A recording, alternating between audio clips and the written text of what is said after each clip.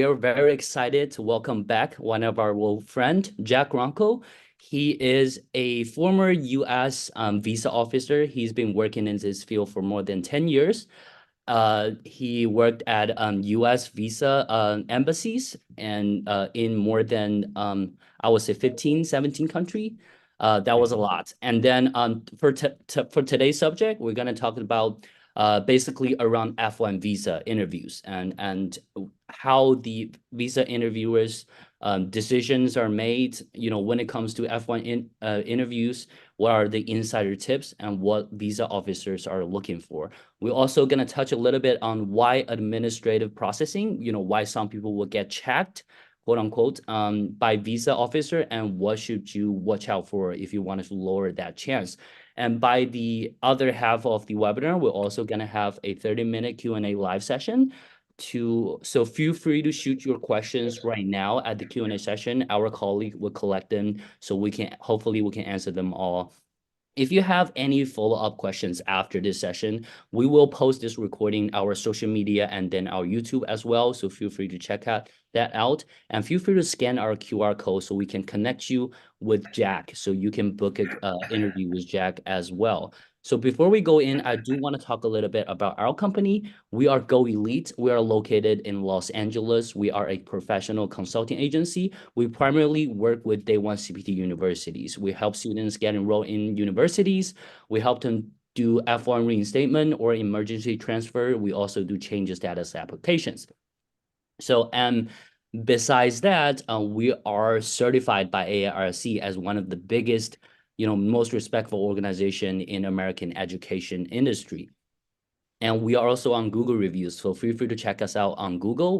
I think we have around 290 reviews, and they're all 5 stars. So feel free to check us out.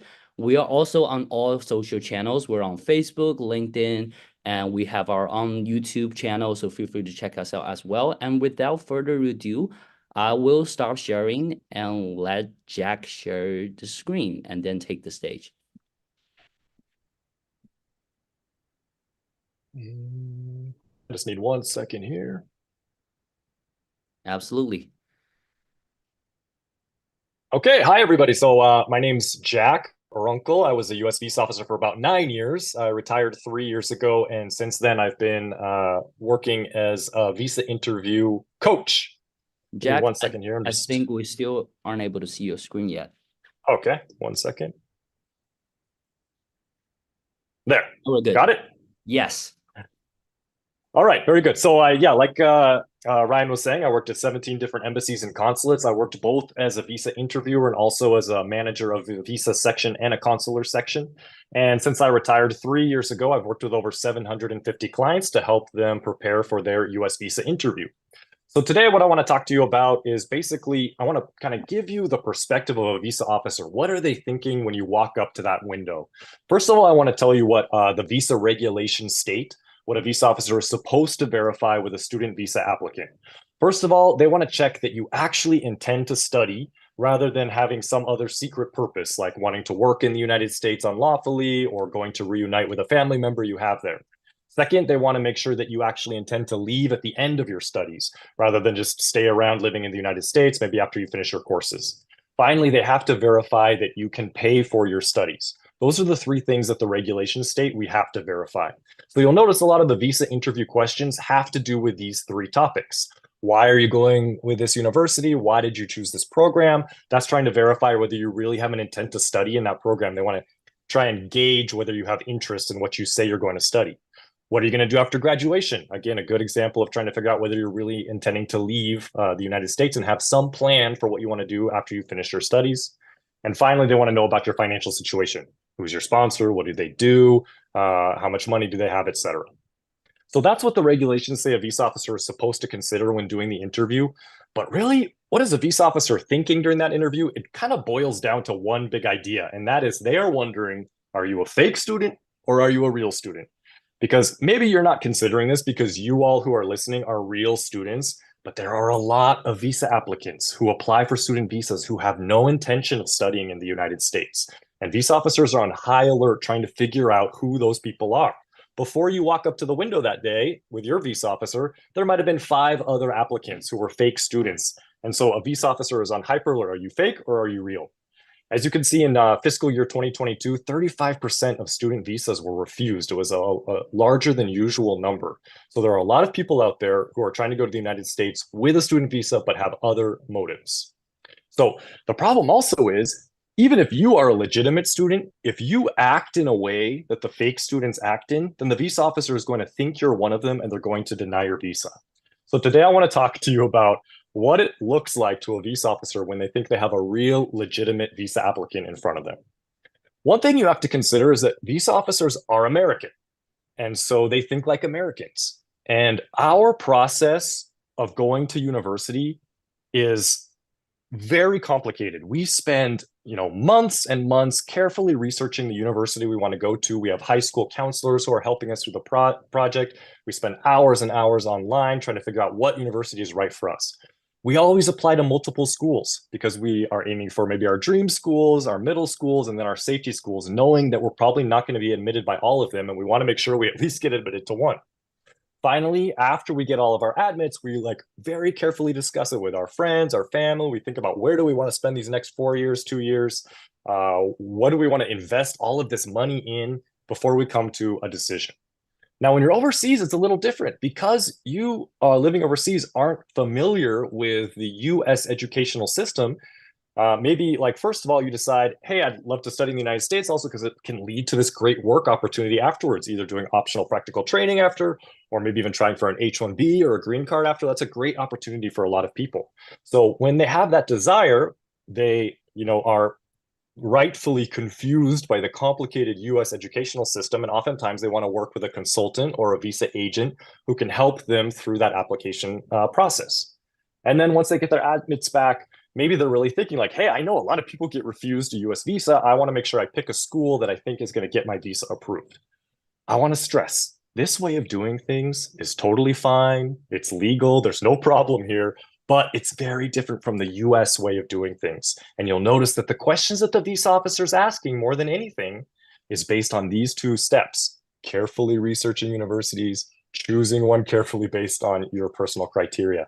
So if you don't have those 2 steps in your process, it's very possible they're going to think that you are a fake student.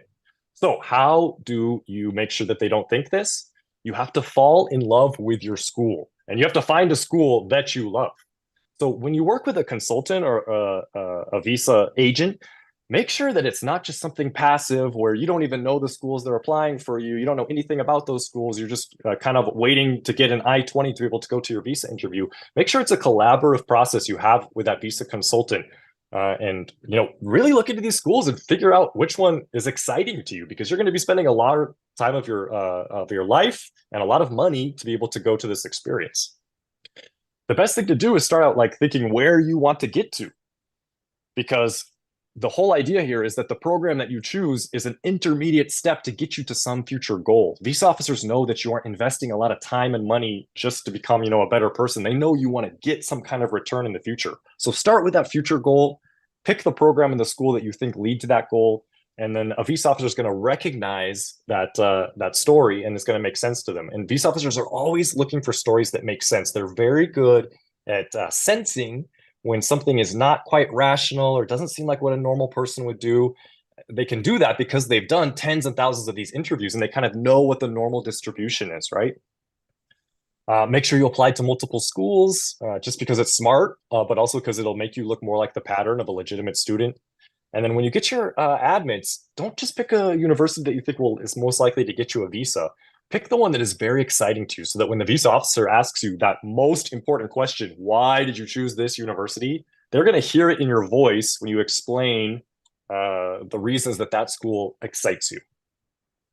Okay, now I want to offer some general advice and tips. First, before the interview, how should you prepare for your interview? Like I talked about before, you'll notice all of these interview questions are about motivations, thought processes. The reason they do this is because fake students have a difficult time talking about motivations and thought processes because they didn't go through the proper process of trying to find a university that excited them. So make sure you don't look up answers on the internet. or make up answers that you think sound good because everybody else is doing the same thing. So when you show up with that internet answer and the officer's already heard it 7 times that day, they are going to know that you're not being honest with them, and they're going to refuse your visa. Make sure you talk to your family or your sponsor, whoever it may be, about their finances. It surprises me how many people go into the visa interview and don't know anything about their family's finances. The officer has to verify that you can pay for this. So you need to know people's job titles, salaries, savings, where the money in the savings came from, property assets, everything, so that you're prepared when they ask you questions about that. Also, make sure you know what is in your DS-160. That's the visa application. It's one, the visa officer is only going to probably look at 2 documents. One is the DS-160, and one is your I-20 issued by your university. And if what you're saying in the interview is different than what they're reading in the DS-160, they're going to think someone's lying somewhere. So make sure you know that content, whoever might be filling it out for you, before they submit it. Also, this is so important. If you're going to write down one thing today, please write this down. I put it in my presentation like 5 times. Do not memorize answers, especially long paragraph answers. This is the #1 reason, in my opinion, that good applicants get refused by mistake. Because when you do this, they can't tell if you're being authentic or not. So you'll maybe read online some like visa interview experiences where people say, hey, they only asked me one question and they didn't even let me finish and they refused me. That's because the officer immediately consents when you're giving a memorized answer. So what should you do instead? You need to know the big picture of what I was just talking about, the storyline of your life, so that no matter what question they ask you, you're prepared to answer from an authentic place because you're actually thinking about this life storyline of yours. So what do I mean by that? What I'm talking about here is the visa officer wants to know where you are right now. They want to know where you want to get to, and they want to know, like, how does this program and university fit into that path? And if all of this lines up in kind of a rational way and you can explain that well, then they're going to believe you because they are looking for stories that make sense. And you'll notice a lot of the questions, if you know this storyline of your life well, it answers a lot of the questions automatically, such as, why did you choose this program? The answer is because this program is best suited to get me to where I want to go next in my life. Why did you choose this university? They offer the kinds of classes that lead to this goal I have in my life. So make sure you know this storyline. And then from that way, once it's kind of solid in your head, when an officer asks you a question, you can think about this storyline, and the officer will see in your face that rather than looking for a memorized answer to repeat, you're actually thinking about your life. They can see that in your face, I promise. And that's what's going to make them trust you. What if the place you want to get to is OPT or H-1B or whatever? So, I mean, the one thing I'd want to stress is OPT or CPT should not be your primary motivation, because this is a student visa. And the officer, if they sense that you're applying for some other reason than to get an education, it's going to make them nervous, because most of the rest of their time, they're doing tourist visas, right? And the one thing they're trying to do is prevent tourists from going and stealing American jobs. So this is on their mind. So they really want to hear from you that you're a legitimate student who intends to study. That being said, of course, this is one of the top reasons people want to study in the United States. It's a great opportunity to possibly get a longer term work visa there. And there's nothing wrong with that. It's totally legal. But you should also have a plan B, because OPT isn't a sure thing, right? So don't go into that visa interview with your only plan for the future being OPT, because if they start asking you questions about like, what do you want to do afterward, and you feel like you're getting trapped, you're going to try and make something up very quickly and it's going to sound fake. So first of all, think about your plan B. Actually imagine, like, what if my CPT or OPT got, refused, and I had to leave the country. My classes are over, OPT got refused, I have to leave the country. Think about what you would do. And then what I would recommend is, like, just move your plan B to your plan A. And then when the officer asks you about it and you're actually thinking about it, you are thinking about your plan you have, and you're not lying, because OPT is not a sure thing, right? So it's okay to just talk about your plan B. Now, if they ask you directly, do you want to do OPT? It's actually okay to talk about it, in my opinion. It's totally legal. It's authorized. You're not doing anything wrong. I think it's best to talk about it, though, recognizing the fact that it's not a sure thing, and maybe including it in a basket of other options you have. So, for example, it could be something like, oh, so are you going to do OPT? Answer, yeah, actually, I think it'd be really interesting, to get some experience with a US company. It'd be really valuable for my resume. But if that falls through, I'm also just thinking of going back and working for a multinational in Chennai or whatever it is. So if you kind of put the stress on that it's a part of a basket of options you're considering and it's something that interests you from like a personal development, a good way to supplement your classes, that in my opinion is the best way to talk about it. And then again, if that makes you feel uncomfortable, you can always just talk about your plan B, if because OPT, like I said, is not a sure thing. Okay, so what should you do at the interview? I'm going to say it again because I want you to write it down. Don't memorize full answers. It's okay to have bullet points, kind of big picture ideas, but if you launch into a memorized statement, officer's going to immediately recognize it. A good way to test out whether your answers sound memorized or not is do it with a friend. And if ask your friend, say like, do I sound like I'm talking to you as my normal self, or do I sound like I'm talking to you as if I'm talking to a judge or a police officer or something like that? And they can give you some feedback and say, yeah, you sound weird. You don't sound like your normal self. And you want to try and move to that place where you're talking from your standpoint of your normal self. Americans are very informal in our style. So you can talk to us on an equal level, just like you're meeting a friend at a party. I promise you, it's refreshing for us. Okay, when you talk, also make sure your answers aren't too short, like 1 or 2 word answers, because the officer is one trying to like gauge from your voice whether you're being honest or not, and two, if it's too short, they don't know whether you're trying to hide something or not. So I'll give you an example. Like if an officer says, "Hey, do you have family in the United States?" and you just say no, they don't know if you're hiding anything because they didn't get a chance to sense it from you. But if you say just a few more words, like, "Oh, do you have family in the United States?" Answer, "No, actually, all my family's here in India." Or, "Oh, I have a sister who's in Dubai, but the rest of my family they're all here." If you just give a few more words, then the officer can get a sense that you're being honest rather than just the 1 word answer. Documents. We'll talk a little bit more about documents, but just make sure you bring all the documents you can think of just to be safe, but don't rely on them. Anytime they ask you a question, never try to answer a verbal question with a document. Like if they say, how are you going to pay for this? Don't say, here's my bank statement. Answer verbally about the big picture story of who your sponsor is and what they do. And then if that officer wants, they might ask you for a bank statement, and that's the time to give it to them. Also, don't focus on talking about your ties, like, oh, I really want to come back to my same company. They're saving a spot for me, and my grandmother's ill, and I want to come back and take care of her. Ties aren't really that important for student applicants because basically you're telling the officer you want to leave your country for 2 or 4 years, right? So somebody who has strong ties can't do that.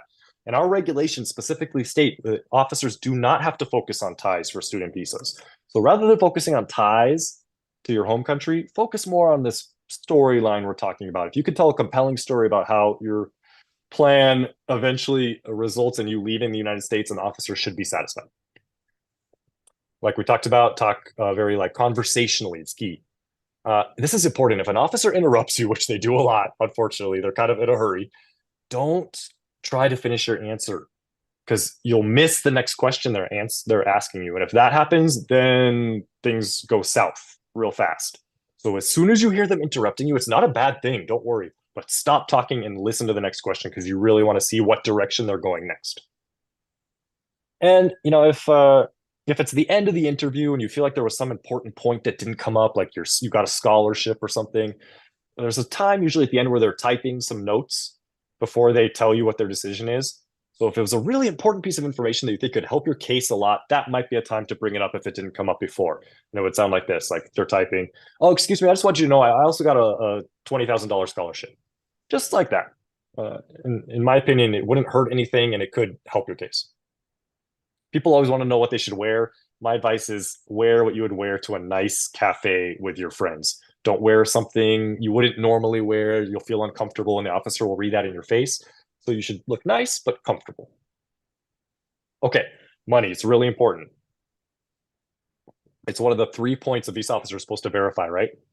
So number one, make sure your sponsor makes sense. If it's like your third cousin, the officer's going to wonder, why is this person who's barely related to you wanting to finance your multi tens of thousands of dollars education? So you better have a good story about why your sponsor is willing to pay money for you. Obviously, immediate family members, that's obvious. But if it's somebody more distant, you better be able to explain well. Make sure that your sponsor savings match their income. If they have a ton of savings, but their yearly income is low, the officer's going to wonder, like, where did all the money come from? And this is another example of where documents aren't enough. You can't just show up with a bank statement with a ton of money in it. You have to know the story of where that money came from. Otherwise, the officer's not going to believe that it really exists and is available for you to use. Yeah, again, just make sure you know all the details about your sponsor's job title, savings, income. And if you have a loan, make sure you know those details like the interest rate, whether it's collateralized, etc. Okay, so there's a lot of weak points that people worry about in their case. I'll just give you a few here. Gaps in education and work experience. I think one important thing to remember is if you think there's a problem, the visa officer is going to think there's a problem and they're going to kind of read that from you. And visa officers are trained to look for weaknesses and kind of poke at them, apparent weaknesses. So anything they think might be a problem, they're going to ask you about that just to see what your reaction is. And if you react in a guilty way, they're going to say, oh, I caught you. And they're going to think there's a problem. But if you act in a very confident way, they're going to think, oh, okay, maybe there's no problem here. So I'll give you an example of how this would sound. Like number one, oh, I see that it's been a whole year since you finished your bachelor's. So what have you been doing all this time? Answer, yeah, actually, I knew that right after bachelor's, I wanted to do my master's. So I decided not to go right into the workforce. Instead, I've really focused on looking at universities, and I took a couple of exams and also some side classes to prepare me for my coursework. So see how like my tone is showing, hey, I don't see any problem here. You shouldn't either. This is just a totally normal thing to do rather than answering in a guilty way.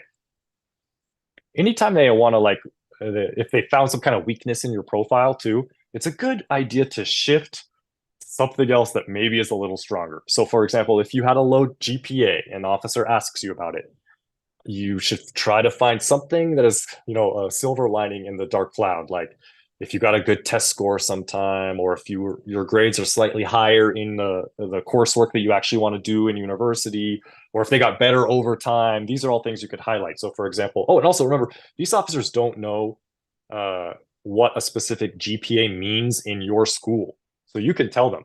So for example, like let's say in your school, a GPA of 6 is average. And if the officer asks you, what's your GPA? And you say, oh, it's just a 6. They're going to think you did really poorly when actually you were totally average. So make sure they realize that. Question, oh, what was your GPA? Answer, oh, it's actually 6. That's about average in my school. But actually over time, I did a lot better. In my last 2 years, it was more like a 7 or an 8. So see how you're kind of drawing attention away from the weakness into hopefully something stronger you have. If you're only applying to one school, this is a big red flag because it usually indicates that somebody has a secret motive for wanting to go to that school. And the officer's wondering, like, why do you want this school so bad that you would only apply there? Especially if it's a school that's not famous. Like if it's in the middle of nowhere, Arkansas, the officer's going to think you have some family member at that one school in Arkansas. So if you're applying to one school, just make sure you tell a good story about what makes that school unique in all of the universities in the United States to the point where it's the only one that made sense for you to apply there. So you better have a good story to tell. And there are stories like that. Like this one happens to have the 1 year program of the thing I'm interested in. I don't want to have to be out for more than 2 years. Oh, actually, my really good friend went to this school. They had such a great experience. There are some good stories you could tell, but make sure you have one. Community college. This is tough because this is a common pattern for fake students, English classes, community college. So when they see this, they get a little nervous. But it doesn't have to be a bad thing. Like fake students are going to community college because it's easy to apply to, it's cheap, right? So it's a quick way to maybe get an I-20 to get an F1 visa. But it's also could be a smart thing to do if you talk about it right, because it's cheap. And you could I think the key to this is showing the officer that you want to do the 2 years of community college and you have a plan for transitioning into the 4 year program in a way that shows, hey, I'm going to end up with the same degree, but at a much lower cost, and showing the officer you understand that that's a smart thing to do. Relatives and family in the United States, the officer's kind of worrying about a few things here. One, they want to know that family's immigration history. So you should know how to explain that in a quick way. Oh, I see your cousins in the United States. What are they doing there? Answer, oh yeah, they went on an H-1B, they work for Amazon. So show them how it went. Otherwise, they're going to assume the worst, which is that they went on a tourist visa and stayed over, or they claimed asylum, something. And they're looking at your family members to look at a pattern for what you're going to do. So make sure you can explain to the officer the legal manner that your relative immigrated. They're also going to be curious about what your relatives do in the United States. If they have a business that would be easy for you to work for them unlawfully, then that could be an extra red flag for you. So make sure you can explain clearly the work that your family members do. And if they're employees in a company, it's definitely going to look better than if they own a business that requires a lot of manual labor, for example. And then the last thing they're worried about is how close is the family member to you. If it's your mom, it's one thing. If it's a second cousin, it's another thing. I know in a lot of cultures, it's very common to refer to your cousins as your brothers or to like a family friend as your aunt. We don't do that in the US. So make sure you're very clear about the relationship, defining what it is exactly. So rather than saying an auntie for a family friend, say family friend. Or if it's actually your cousin, say it's your cousin, not your sister. Okay. And then people worry about a lack of prior travel. I think this is not a big deal for students just because you're young, you haven't had a lot of chance to travel yet. It looks good if you have traveled, but if you haven't, I don't see it as a problem. Okay. Documents. These officers very rarely look at documents, except your DS-160 and I-20, which we'll talk about in a minute. But that doesn't mean you shouldn't bring them because every once in a while, especially if they're a new officer who's training, they're going to ask for something random. And if you don't have that one document, it could be game over. So bring everything you can think of, but don't rely on them. Like we talked about, all of your answers should be verbal answers. And if you have a document that you think is very relevant and helpful and would just clear things up quickly, and an officer seems confused, then you could tell him it exists. And it would sound like this, like, oh, I don't see how your father could have so much money saved up if they only make this much money. Answer, oh yeah, actually I have the bank statements here if you want to see them. That's showing the officer that it exists, and then the officer can say, yeah, okay, let me see. So remember, they're going to look at your DS-160 and I-20, and communicating information through writing is 100 times more effective than verbally. So anytime you can slip something into your I-20 or DS-160, a positive point about you, you should do so because it's an easy way to kind of get that information directly into the visa officer's brain. So for example, let's say you got a scholarship and it's not on your I-20, it's just an offer letter you have. The chances that they're going to see that are low. And then it's difficult where you feel like you have to bring it up during the interview. Talk to your DSO at your university and make sure that if you have a scholarship, it's showing on your I-20. Or if you graduated top of your class, you can kind of casually include that in your DS-160 when it says, what are you doing? Oh, I'm a student. What are your duties? Oh, actually, I graduated from top of my class last fall. Now I've been applying to universities. Like you could slip those in there in writing, and then it's going to get right into the visa officer's brain. So at the end of the interview, you will know immediately the result. Either you're approved, you are refused 221G, which is like a pending refusal while some additional work is going on, or you refuse 214B, which means it's game over. You can't appeal. You can only apply again. So administrative processing. This is the extra work that sometimes happens at the end of a visa interview. It could be a lot of different things. It's a phrase that could mean maybe 1,000 different things. It could take a day. It could take a year. And there's not a lot of public information available about what this additional processing is, but occasionally the government has spoken publicly about the kind of processing that they do at the end of a visa interview. For example, there's an old government report that talks about the Visas Mantis program, where they do a security review that involves different agencies just to make sure that there's no transfer of sensitive technologies. That report talks about how it could take months. I'm not saying this is what will necessarily happen to you, but it's just an idea of what the government has told us about the kinds of visa processing they do. So, unfortunately, the big picture about administrative processing is one, there's no way to prevent it. Two, you don't know why it's happening. And three, you don't know how long it's going to take. That's the rough sketch of it. But I'm going to tell you a few kind of points that might be helpful. One is if they keep your passport at the window, it's an indication that the officer doesn't think it's going to take a long time, usually. So that could be a positive point for you. If you go into administrative processing and you want to get an idea of how long it might take, you should look for other people who are in the exact same situation as you. Don't read online about somebody from a different country with a different background. It's probably not going to be helpful to give you an idea. It should be somebody with your nationality, your background, and who went through administrative processing recently, because the processing times for administrative processing can change over time. So what might have taken a month last year, maybe will take 2 months this year. So talk to people who are very similar to your situation to get an idea of how long it might take.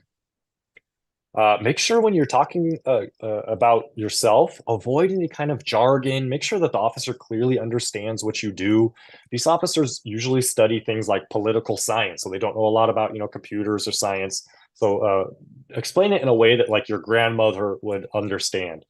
Same goes for when they ask you for additional information.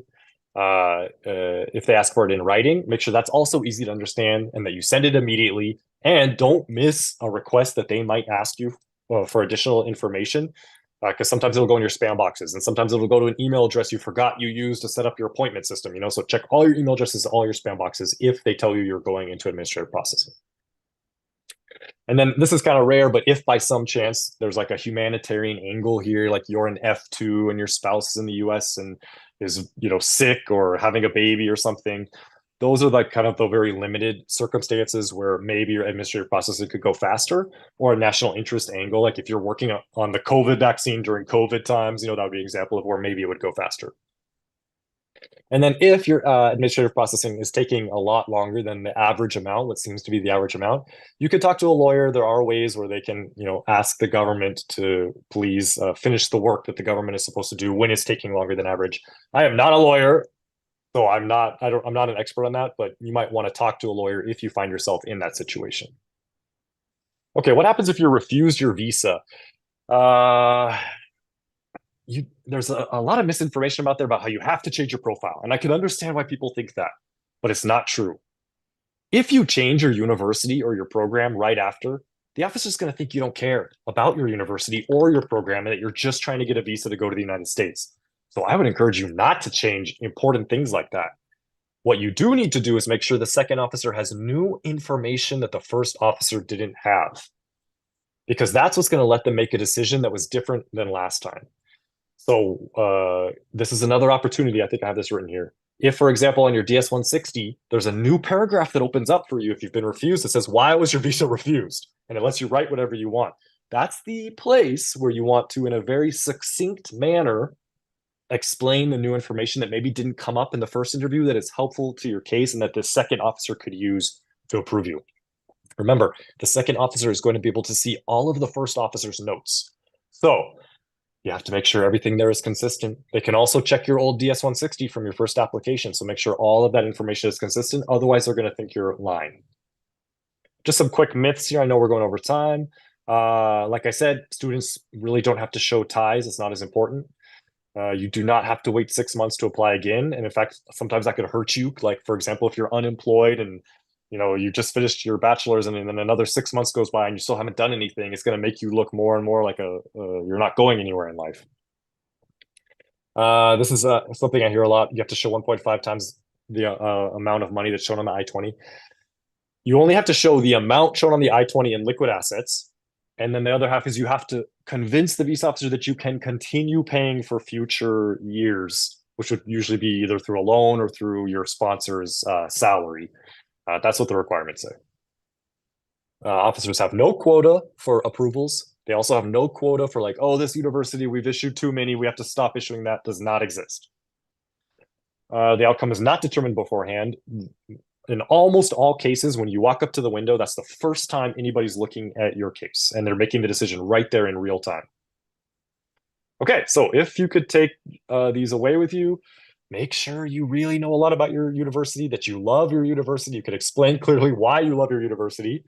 Do not memorize any answers. Know the storyline of your arc, storyline of your life instead, so that whatever they ask you, you can just think about this big picture of why you're doing what you're doing in a way that makes sense and you can answer from that place. Do not look at answers you see on the internet. Everybody else is using the same ones and it sounds very fake. And be ready to talk about money with numbers. I think that's it. Yeah. All right. Thank you so much, Jack. I think this is a very informative info session. I think myself, I learned a lot about, when it comes to visa interviews, and we do have lots of questions. So let me quickly share my screen to see what everybody is questioning about. So Let's jump right in. Will you be able to see my screen as well? I will read Yes. everybody's questions Okay. just to make sure.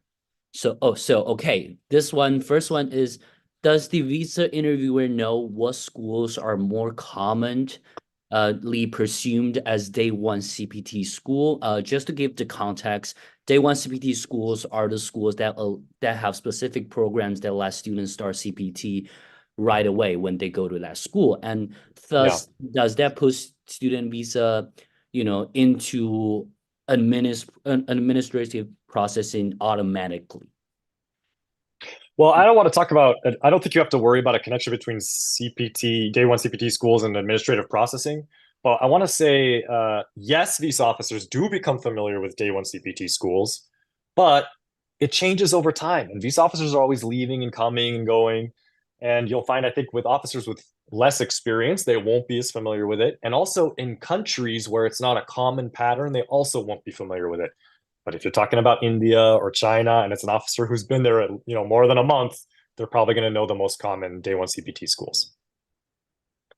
And Okay, I know, Ryan, that like you were telling me a lot of people are interested in like what happens if I've already done CPT and I'm going back for another student visa. So maybe I could yes, just give yes, a that big would be a picture on burning that, questions get too. ahead of it. Okay. So if that is your situation, there's three things you really have to convince the visa officer about that they're worried about. One, are you making progress?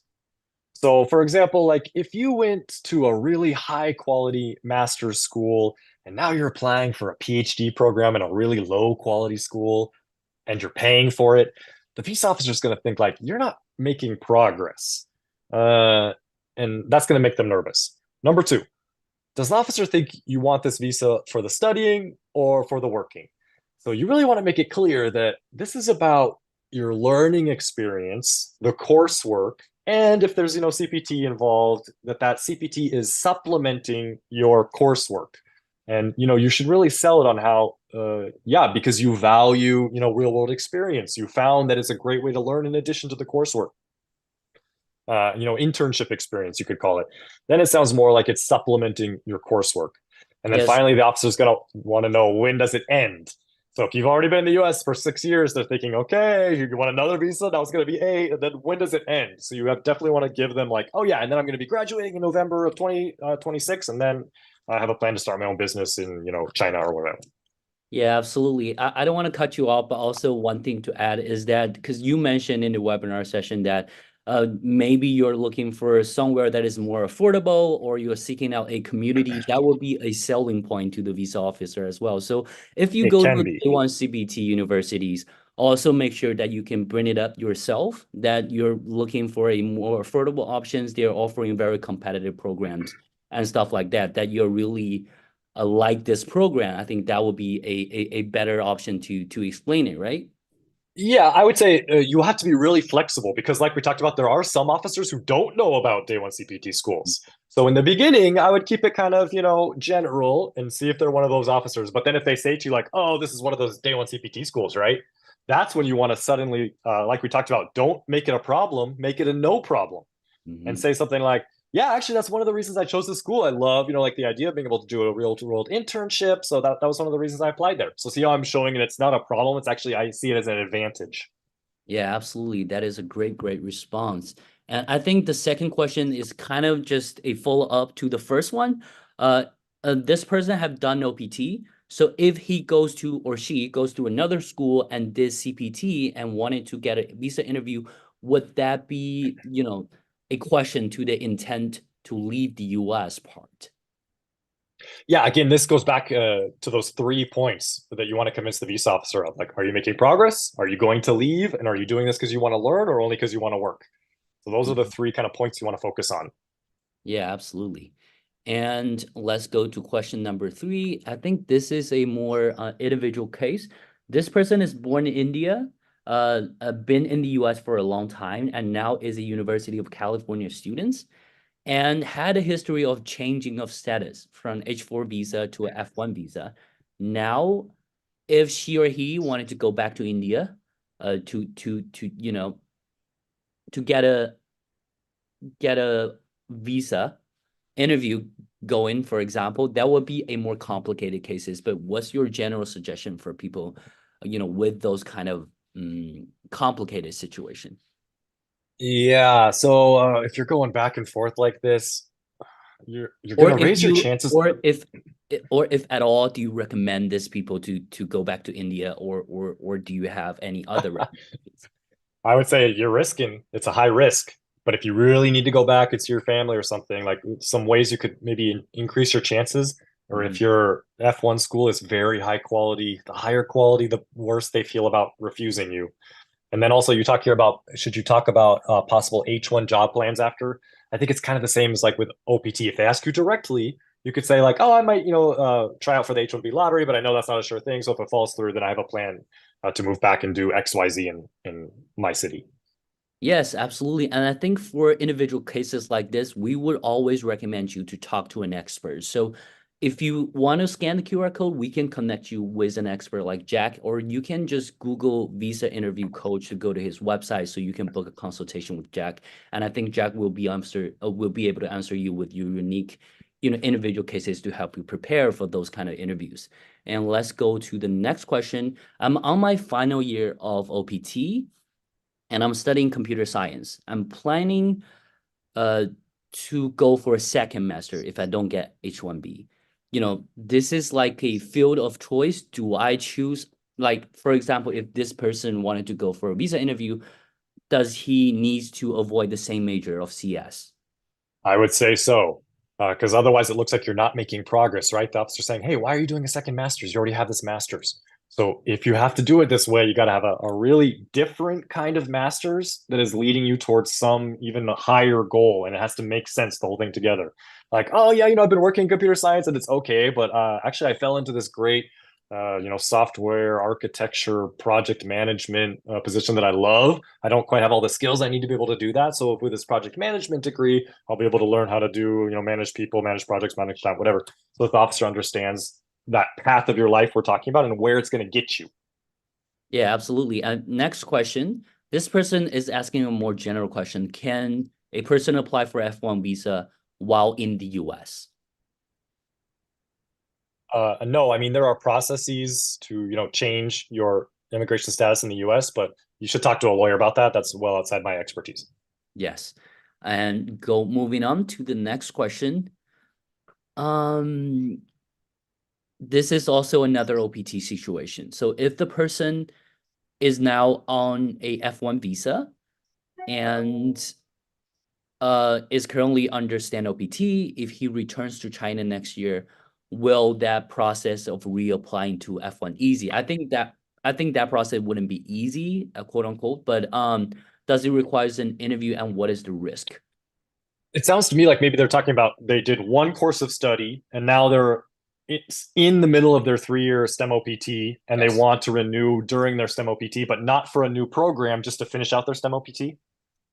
I think I think he wanted to return and start a new program. Would that be, Oh, okay. apply for Oh, a F1 easy? that's a tough sell. Like I think I'm going to keep going back to these three, making progress, study or working, and when does it end? But I know there are also people who are worried like their STEM OPT is ending and they're not applying for a new program. They're just applying for their F1 renewal. That I would say, I mean, it depends on a lot of things, but it's less risky just because you can like better explain when is it going to end, that important point, by saying, oh yeah, I just have 7 months left of my STEM OPT, and then I have this plan for China. And if the officer, if it all makes sense, then I think an officer is going to feel bad like denying your visa when you are so close to finishing out your OPT. Mhm. Absolutely, great point. And next question is more of a individual. We will try to answer in a more general way. So this person is going for the first visa F1 visa interview, but he or she had a J2 uh, visa before in the US, but wanted to transfer to a F1 out of the US, and then has family in the US. Would that affects the officer's view on the immigration intent because the family on O1 visa, Oh, husband. family's on O1. Oh, the husband's on an O1. Okay. Oh, no, So no, yeah, no, in this, daughter. oh, I just see US born daughter, husband on uh, O1 and has a US daughter. Okay, okay. Yeah, this could be okay. The officer's just going to be wondering, like, well, why don't you study on your husband's derivative visa? So you need to find a reason why that wouldn't be possible for what you want to do. And I mean, CPT or OPT would be my least favorite, but there are also some schools that just don't allow certain visa types to study there, and you would need an F1. So if that's your case, then that would be a good reason of explanation. Absolutely. And because of the timing sake, we can only answer the first part of this question. Let's try to answer everybody's questions. So I'll go to the next. So this person has stayed in the US for a consecutive of 6 years and plan to visit the consulate to apply for a H-1B visa, which is not today's topic. But what would the H-1B visa interview look like in a very brief, case? Would that be similar? Would that be easier? Easier. So H1Bs are kind of like a magic bullet. Assuming it's kind of a normal H1B pattern, uh, all of these things I'm talking about, this is risky, this is not risky, you could get denied for this. The officer has to deny you under a specific section of law. And the one we're worried about is called 214B for immigrant intent. That is the number one reason that students and tourists get denied. 99% get denied for that reason. But by law, that section of law does not exist for H-1B. So they cannot refuse your H-1B visa for immigrant intent. It would have to be for like murdering someone, or you lied on your H-1B petition, or something really extreme like that. So it's a very strong case. H-1Bs are usually. Thank you so much. That is good to know. And moving on, uh, this person said, I have read online that having a loan could be a red flag. What is your opinion about this? I disagree. I think loans are very common in the United States and overseas. And I see people with loans getting approved visas all the time. Some people lie about their loans, which is why I told you know all the details about interest rate and everything, because sometimes they'll ask you that to test you. But there's no reason that a loan in itself would be a problem. Yeah. Absolutely. And moving on, uh, is applying for a few university but in the same state a red flag as well? Well, it would raise questions with me because I don't want to know, like, okay, who's in Illinois? Tell me. I feel like I know you want to be near somebody. Tell me who it is. But I For mean, if you just example, really like love, yeah, for a state like California or New York, they have lots of schools, right? yeah, that's a little different. Yeah, if it's Illinois or is no, that's Chicago. But I mean, if it's like Nebraska and you're only applying to schools in Nebraska, it looks really weird. But California makes sense. New York makes sense. They have a lot of great schools there. Maybe you want to be near the city or you like the weather of California, whatever. But have a good reason to explain it if they ask you. Yes. And next question, I think, is also a very important one to ask. So if I apply for a master, but I previously had a master or even a PhD, so in that case, would my answer or would the officer think my intention for a second master degree is not reliable, or would that Yeah, raise, you know, it does. No, that's not to say that it's a dead end. I've seen people who do second masters get approved all the time, especially, like maybe if a lot of time MBAs? passes. Yeah, our MBA is a good example, or a lot of time passes between the two masters to where you're, in a very different place in your life than you were before. You're moved in a new direction, then it could be okay.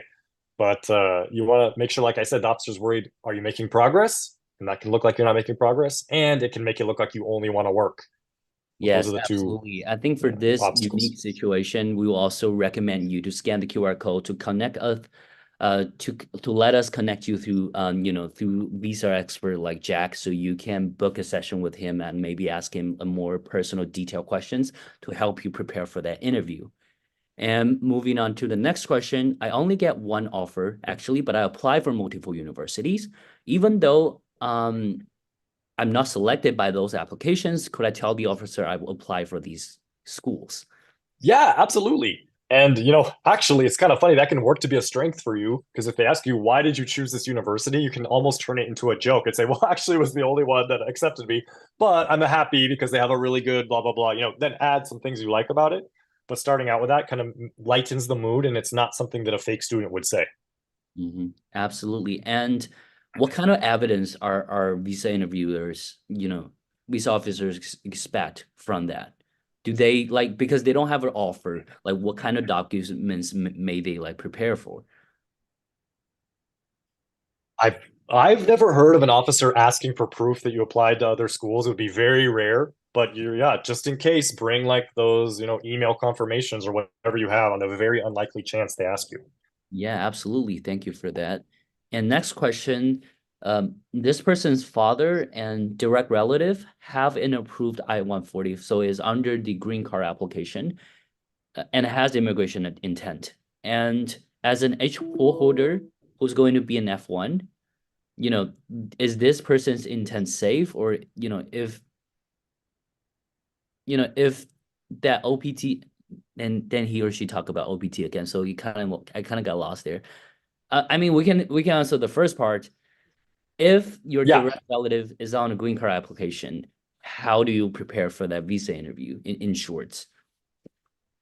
Oh, well, if you were named as a derivative on your father's immigration petition, then you should expect the visa officer is going to know about it, and they're going to ask you like, "Oh, hey, I see you're immigrating."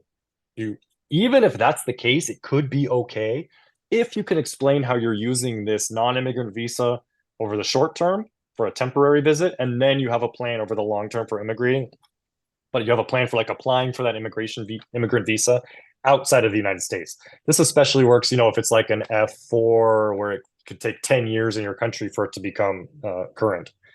But if you're not a derivative on your dad's visa, I mean, in theory, the visa officer could look up your father's information about that. But as you see, they only have about 2 minutes on these interviews, right? So what are the chances that they're going to do that? Probably pretty low. Okay, sounds good. And next question, is it bad not to have a sponsor if I have enough funds myself? No, I mean it's a fairly unusual situation, so the officer's going to be surprised. So you better be able to back it up, explain where the money came from. Absolutely. And I wanted to circle back on that OPT and CPT situation. If the person have worked in the US, they saved up some money, they wanted to pay Ah, the tuition themselves, okay. what would be the option for them? Yeah, it's not an ideal situation, but it's okay. I mean, if you have no other option, then it's okay. Yeah, absolutely. Just make sure that you have enough explanation and sounds logical in that interview, I assume. And next question, why people who have been administrative processed are more likely to get it again in a future interview? They're asking why are they more likely to get it again? Yeah, they're asking why. Or is it this a myth, or is it true that people who get an AP before is likely to get an AP again? I don't think I can answer that. There's certain things about AP that I just can't talk about, and that would be one of them. Absolutely. So sorry. Yeah, I don't think we have a direct answer to that, but I think everybody should be more prepared when it comes to your interview, so that in the best case you won't get administrative processing the first time on the first place. And next question, what if I made a mistake on the DS-160? For example, I didn't put the social media. Does it matter? You can change your DS-160. It varies a little bit by country, but in most cases, up to 3 business days before your fingerprinting or visa interview, you can go in, make a new DS-160, and attach it to your same appointment without losing your appointment and without paying an extra fee. A few countries are a little different. Like in India, you probably have to bring it to your fingerprinting, but you can look into that, and it's almost always possible. Do you have, just out of curiosity, do you have a timeline for changing your DS-160? Because I heard that you don't want to change it when it's too late, when it's Right, right next to your interview. right. So at least 3 business days before your fingerprinting or visa interview, Okay, sounds good. whichever's first. Noted. And next question, can you apply for a F1 visa if you're under day one CPT in any country? And do you have to go back to the home country for that? Or can you apply No, in any country? yeah, you can apply from any country. You just have to be careful because sometimes visa officers, depending on your nationality and the country you're in, might feel nervous issuing to you because they don't know the cultural context of where you're from. So it could be raise your chances for refusal. It could also increase your chances for approval. So it really depends on specific situations, but the answer is yes, you can apply from any country. Okay, absolutely. I think this is our last questions. I'm just gonna hold for 1 minute in case everybody have other questions, but our Q&A session has been great. Everybody's firing out questions. So, and we had a lots of personal situations. So to our recommendation, if you wanted to get a closer, you know, recommendation on what your solutions will be, you can scan the QR code. We are able to connect you with Jack so he can do a mock interview or give you a recommendation based on the former visa interviewer's point of view. And if you are in the middle of your OPT, you wanted to go for a day one CPT school, you are having trouble finding the right school for you, you can always connect with us. Our consultant can help you find your right job, or find your right school as well. So we have another questions. How would you explain gaps in a work experience? If I had take some time, I didn't work, how do you explain that? Yeah, actually, because visa officers are going so quickly, it's possible they won't notice that on your DS-160. It's difficult to read those dates, so they might not even notice at all. If it's something, huge, like 7 years and you've never worked, that goes back to like maybe you were caring for a sick family member or, you got married and decided to care for the kids. I don't know what your situation is, but you better be able to explain it in a way and don't make it sound like it was a problem for you. Make it sound like it was a smart decision for your life at that time. Great. Next question. I get my F1 already, but I realized I forgot to, I think we answered this. Uh, on the question, but now I need to apply for F1 extension again. I think the F1 extension would be a new renewal of F1. So when a person are renewing their F1, they are, interviewing for F1 visa under the same school, probably the same Uh-huh. program. Should they change their DS-160? If something, the social media was missing, some parts are missing, should they file for a new DS-160 form? Oh, yeah. Well, I mean, first of all, you want to try and get into the interview waiver queue so that in theory you wouldn't have to go to an interview at all if that's something you qualify for. I don't see how changing your DS-160 would mess that up, but just to be safe, you're right. In your situation, just to make sure you qualify for interview waiver, you might not want to mess with it. Yeah, yeah, that's smart advice. And um, I think we also answered the 20th questions. And I think we are right on time for our Q&A session. I think we had a great time answering students' questions, and we helped a lot of students. That's definitely good. And at the very end, I want to thank Jack again for being here with us for this webinar to give us this, educational lecture and info session to teach everybody some tips from the visa interviewer's standpoint. And we will be excited to have you back again. And everybody, if you have another one of your personal situations that you wanted to be taken a look at, if you are going for the F1 visa interviews or other kind of visa interviews, feel free to scan the QR code. We will be able to connect you with Jack so you can book a meeting with him so he can further help you with that. And I think this is it. Thanks everybody for attending today's webinar. And thank you again, Jack, for being here and teaching us those amazing advice. Thank you. Thanks, Ryan. It was a lot of fun. Good luck to everybody. Yeah, thank you. I'll see everybody very shortly. Thank you.